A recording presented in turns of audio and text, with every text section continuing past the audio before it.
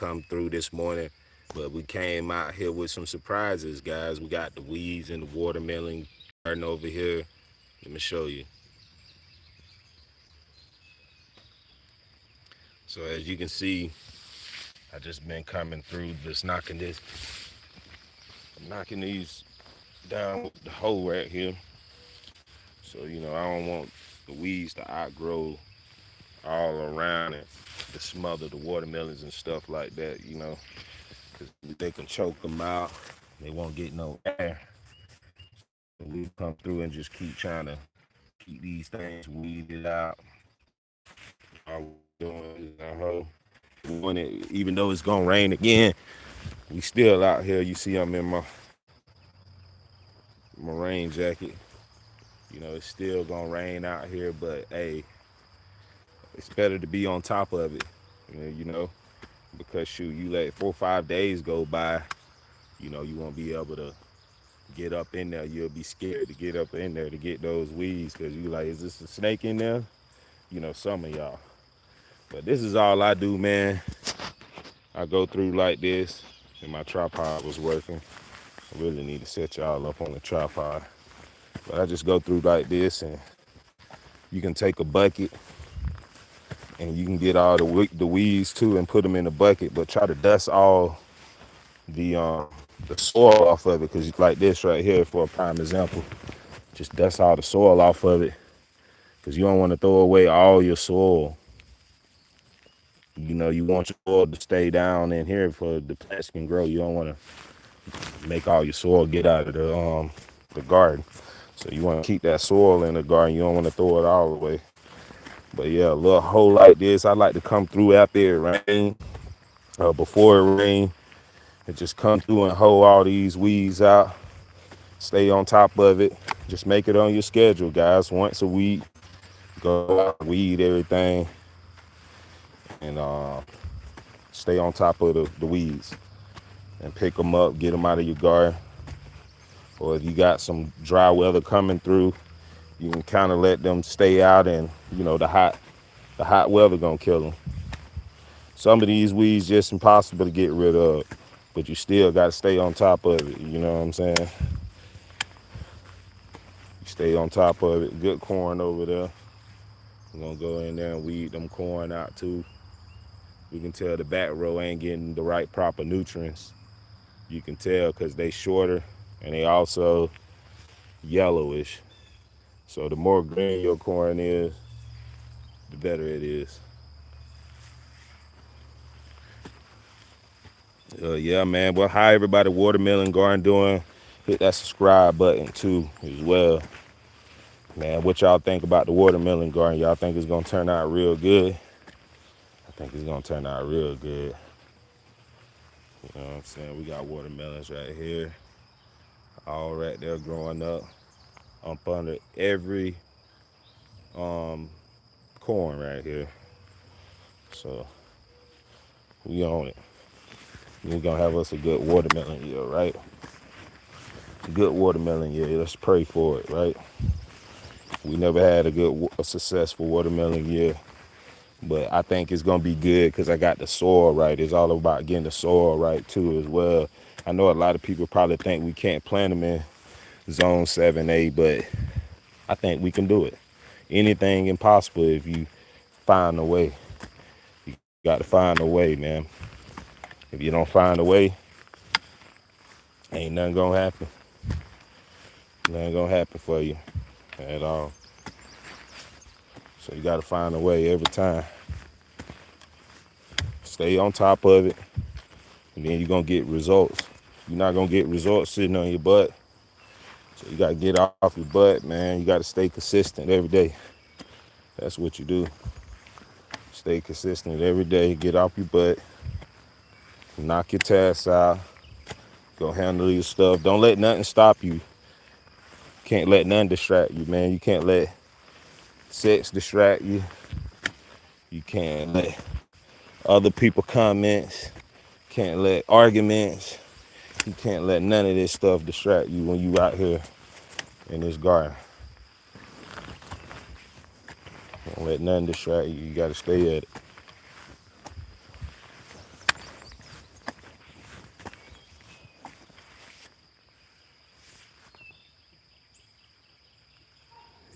me go put y'all on the tripod real quick. But yeah, these what's next coming along good. Sweet potato roll. I got some more sweet potatoes over here.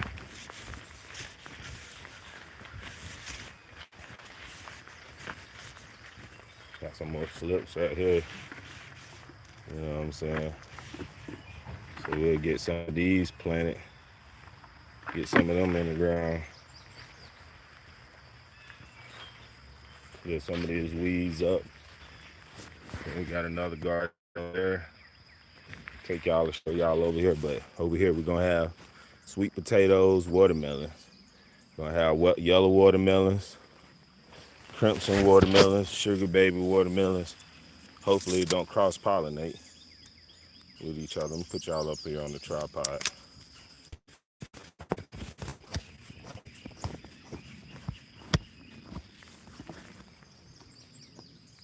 Yeah, y'all can see as I work. See, I don't clean it up right here. Gotta keep cleaning it up though, man. Enjoy the nature sound out here while you working. Ain't nothing like being outside.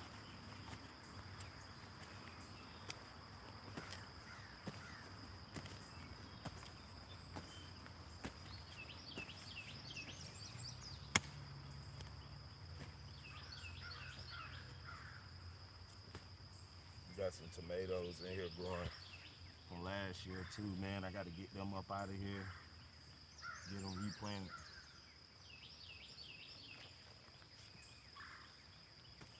I need to bring my gloves with me. Don't forget your gloves too, guys, especially when it's like wet. But yeah, you gotta get between the watermelons, kind of heal them up a little bit. Make sure they up. They like to be up on the hill.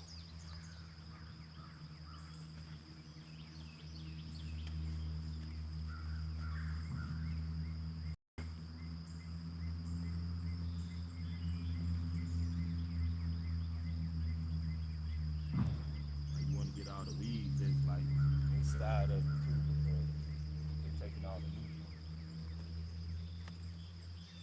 So some of them you gotta reach in there with your hand and get it.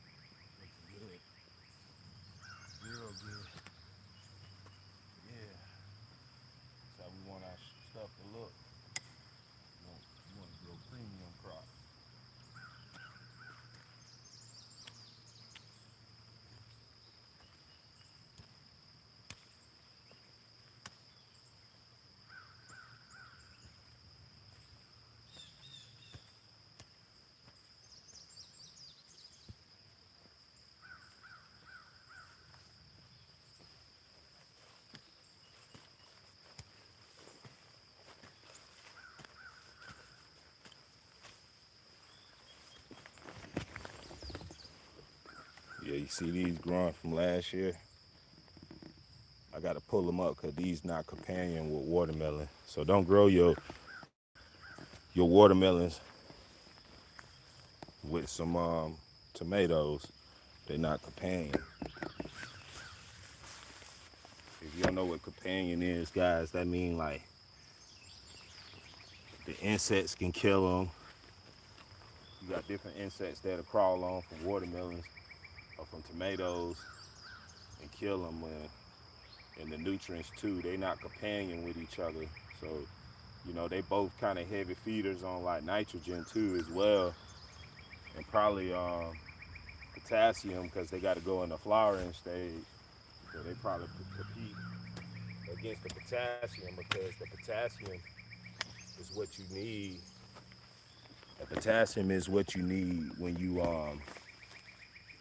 planting, and then once you get the flowers going, that's when you put the potassium into it in your NPK. So a lot of people probably wonder like why they watermelons didn't come up. Sometimes they don't come because you might planted a whole bunch of male seeds too as well, and they didn't pollinate. So you might have that type of problem. But some problems sometimes be you might want to put phosphorus in there to help it with the phosphorus to help it as far as pollination stage too as well. So you know we probably about to get ready to do some of that real soon. Get ready to drop different type of nutrients. We haven't applied any nutrients yet because we had cows out here, and it seemed like the cow manure for last year is doing a heck of a job. You know, with the soil, and you can see the soil look like real rich and dark. You know, so I feel like you know we might don't have to add nothing because all that stuff was in the poop and in the hay. You got like organic hay and stuff like that. And there's also from like other stuff like ashes, turnips, you know, different stuff that we did cover crops with. So I think we recovered our ground back because we had like this big flood that came through and washed everything out. And when it washed everything out, I feel like it washed all the nutrient, all the topsoil nutrients out. So, you know, I think it takes about 2 years to rebuild that soil back up, and you can get it pumping again. Seems like we got it pumping, but you want to rotate it too as well. You want to rotate it with different type of stuff. You know, maybe in the winter, put some turnips on here, uh, some tillip turnips.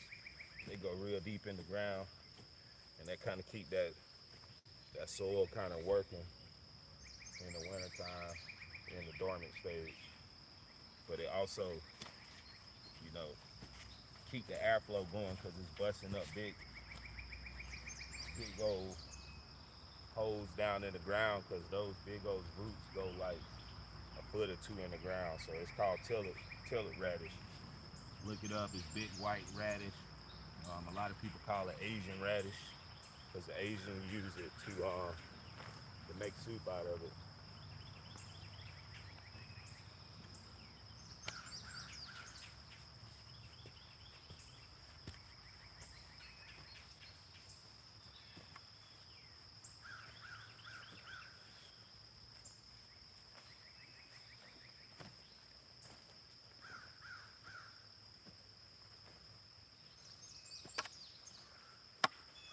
But yeah, man, all it takes is a little patience, guy.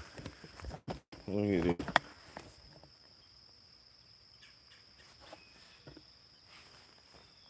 That's nuts. Look at that. A little patience.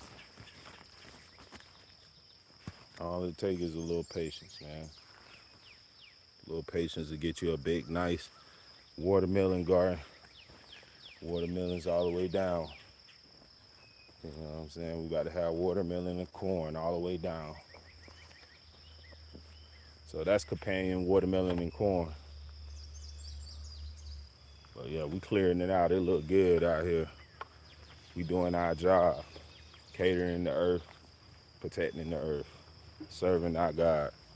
This is the real God, if you want to know the real God.